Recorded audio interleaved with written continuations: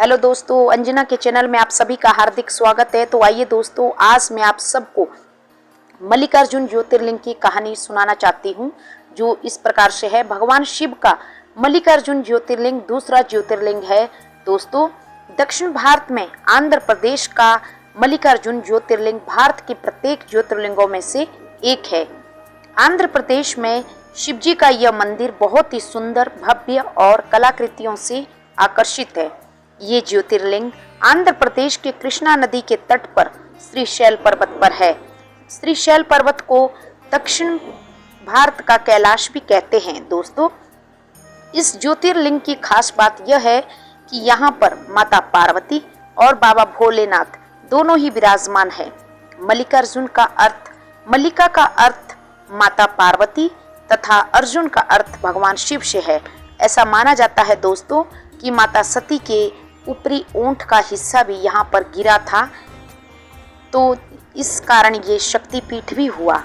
ये कहानी तो आप सभी जानते हैं कि माता सती को जब उनके पिता द्वारा वो नहीं बुलाई गई थी, तो उन्होंने अपना शरीर जला दिया था, और भगवान विष्णु द्वारा जो उनके शरीर को काटा गया था, तो उनका जो शरीर का जो उनके मुंह का जो ऊपरली ओंठ है वो भी यहाँ पे गिरा हुआ है। तो यहाँ पर माता का शक्तिपीठ भी है और भोले बाबा का ज्योतिर्लिंग भी है। तो ये स्थान सबसे खास है भक्तों के लिए। तो अब जानते हैं कि मल्लिकार्जुन की पौराणिक कथा क्या है। पुराणों में कहा जाता है दोस्तों कि शिव पुत्र कार्तिकेय और श्री गणेश अपने विवाह को लेकर आपस में लड़ रहे थे कि पहले विवाह कौन करेगा। इस बात का समाधान करने के लिए दोनों भाई अपने माता पिता के पास गए और दोनों भाइयों ने अपनी बात रखी। तो माता पिता ने कहा कि इस बात का निर्णय इस प्रकार होगा, अगर तुम दोनों में से संपूर्ण ब्रह्मांड का जो चक्र लगाकर जो पहले आएगा उसी का विवाह पहले कराया जाएगा। यह सुनकर स्वामी कार्तिकेय खुश हो गए और अपने मयूर पर बैठकर पूरी पृथ्वी का चक्कर लगाने लगे। इधर श्री गणेश दुखी हुए कि मेरा तो वाहन चूहा है, भला मोर के सामने चूहा कहाँ दौड़ेगा। इस समस्या का समाधान करने के लिए गणेश एक और उपाय सोचने के लिए बैठ गए। तभी श्री गणेश जी को एक उपाय सूझा।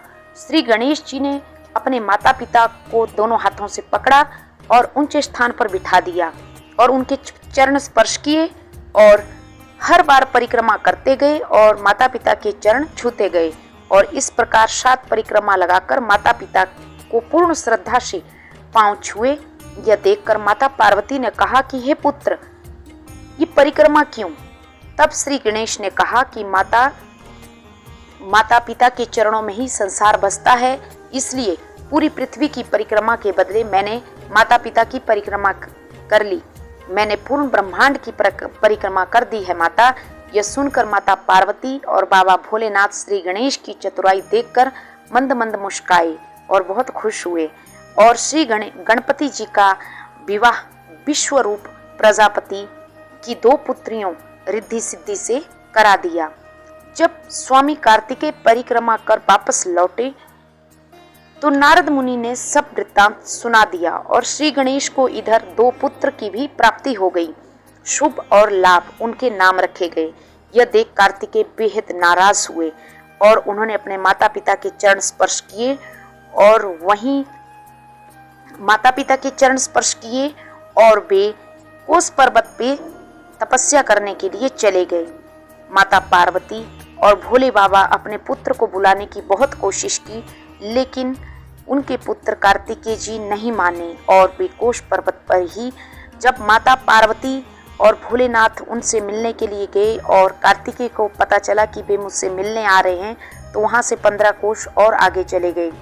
फिर अंत में माता पार्वती और शिवजी भगवान दोनों कोष पर्वत पर ज्योति के रूप में पहुंचे और बहुत दुखी हुए कि हमारे पुत्र का हमारे से मिलन हो जाए। तो बाद में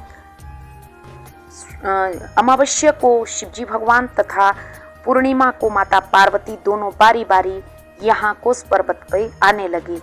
तभी से ये स्थान मल्लिकार्जुन ज्योतिर्लिंग के रूप में जाना जाता है। तो ये थी दोस्तों भगवान गणेश और श्री कार्तिकेय की